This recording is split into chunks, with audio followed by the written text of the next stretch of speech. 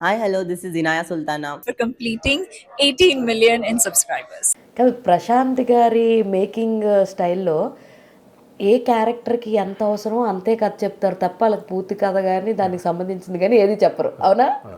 అందుకే కదా వాళ్ళందరూ అంత షాక్ అయ్యి సర్ప్రైజ్ అయ్యి. నాకు వెరైటీగా అనిపించింది ఏంటంటే, నేను ఒకదాన్ని అనుకోవడం కాదు, యాక్ట్ చేసిన క్యారెక్టర్స్ కూడా మేమే విలన్స్ ఏమో అనుకున్నారు, చూసారు, అది హైలైట్ అనిపించింది. సెంట్రల్ పాయింట్ అమ్మాయినండి. అవును, ఈ క్యారెక్టర్స్ చుట్టూ తిరుగుతుంటాయి. ఇప్పుడు నేను వసుధ వెళ్ళాలని నేను చెప్పేస్తే ఇలా ఆవిడతో బిహేవ్ చేసే విధానం అలాగే ఉంటది. ఓకే ఈవిడ వెళ్ళనా, ఓకే ఇది ఇలా సంథింగ్ ఎక్కడో తెలియకుండానే ఆ మైండ్లో వీళ్ళు పెర్ఫామ్ చేసినప్పుడు తెలిసిపోతుంటది. అదే తెలియకుండా ఉందనుకుంటే ఆవిడ వసుధ మీ ఇంట్లో పని ఆవిడ అంతే అంతే. వాళ్ళు అలాగే ఆలోచిస్తారు, అంటే అన్కాన్షియస్గా కూడా వెళ్ళొద్దు అన్నది మీ థాట్. అస్సలు వెళ్ళొద్దు, అస్సలు వెళ్ళొద్దు. రాజు గారు కూడా తెలియదు, రాజు గారు ఇంట్లో అమ్మాయి చూసుకోవడానికి వచ్చింది, కేర్ టేకర్ వచ్చింది, సార్ అమ్మాయి మిస్ అయ్యింది అంతే.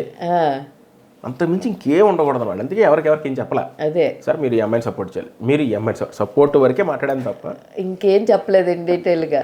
అయితే వసుధ గారికి, అంటే మన సుచిత్ర గారికి ఉన్న క్వశ్చన్ ఏంటంటే, నిన్న మాట్లాడుతూ అసలు ఎందుకు చంపింది, సహస్రాన్ని ఎందుకు చంపింది? అప్పుడు దాకా కూతురు కూతురు కూతురు అని పెంచింది కదా, అసలు దేనివల్ల చంపింది? కోపం వల్లనా, లేదంటే వాళ్ళ మొగుడు అలా అయిపోయాడనా, వీళ్ళ వల్ల నా లైఫ్ ఇలా అయిపోయిందనా, ఎందుకు చంపింది అన్నది ఇంకా క్వశ్చన్ మార్క్ గాను.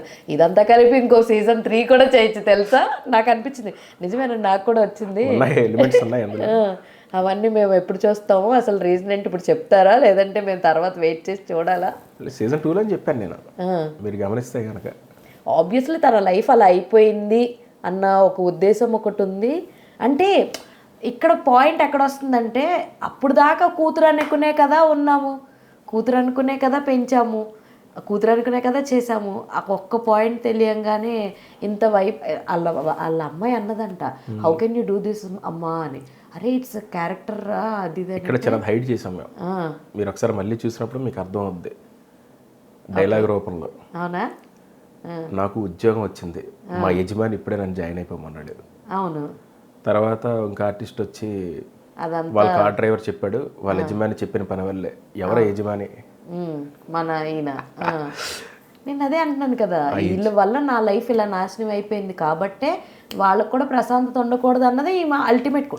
ఆమె రేస్ చేసింది నిన్న క్వశ్చన్, దానికి ఆన్సర్ అయితే ఈరోజు మీ దగ్గర నుంచి. సో అదనమాట అల్టిమేట్గా మీ లైఫ్ని అలా చేసినందువలన ఆయన ఎలా బాధపడతాడు అన్నది చూపించాలనే సహస్రాన్ని వేస్తాం.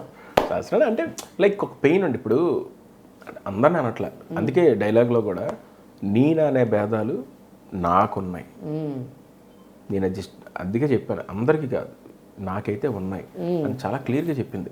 యజమాని ద్వారా ఎలాగే అని చెప్పి, ఆ యజమాని సత్యనారాయణ రాజే, ఆ హస్బెండ్ కూడా చనిపోవడం కారణం అతనే, కానీ ఆయన చేయడు ఆ వర్క్, అది ఆయనకు కూడా తెలియదు. అందుకే నేను పేరు మెన్షన్ చేయాలి, యజమాని అనే చెప్పాను.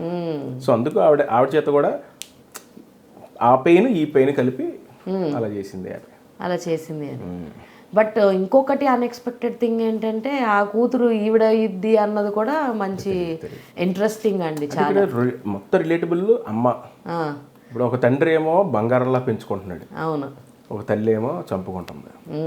ఇప్పుడు శ్రీనివాస సంవత్సరాలు కూడా పక్కన పెడతాడు, చేసేది వాళ్ళ అమ్మ కోసమే. అవును, ప్రతి చోట మదరే ఉంది, అమ్మ చుట్టూరునే కథ ఉంటుంది. సో అలాగే ప్రతి క్యారెక్టర్ కరెక్టివిటీ అలాగే తీసుకెళ్తాను నేను, ప్రతి చోట అమ్మని గుర్తు చేస్తుంటాను. సో అందుకే ప్రపంచంలో నేను అనే ద్వేషం ఎవరికైనా ఉండొచ్చు, అమ్మకు ఉండకూడదు. నువ్వు తప్పు చేసావు, నేను ఆ డ్యూటీ చేశాను అంటది. అవును, కనకం లాస్ట్లో చెప్పినాడు, శిక్షణ నీకే కాదు నాకు కూడా, నీతో పాటు నేను అనుభవిస్తాను. ఎందుకంటే నిన్ను ఇంకెప్పటికీ అమ్మ అని పిలవలేను, అమ్మ అని చెప్పి అక్కడి నుంచి వెళ్ళిపోతుంది. Congratulations to Volga Videos For 18 million subscribers. Do subscribe to Volga Videos.